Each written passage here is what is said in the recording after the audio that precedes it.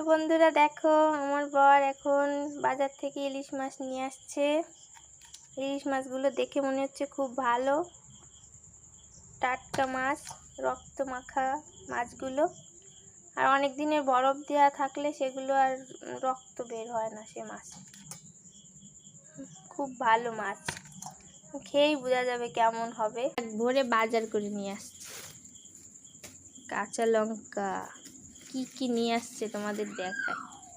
আমলকি, কুশিয়া আনাজ, মুসাম্বি লেবু, কাঁচকলা, আমলকি, গাজর, মিষ্টি কুমড়ো, শসা, পটল, পুঁই শাক, ভেন্ডি, আর এখানে আছে আলু। কত ধরনের বাজার,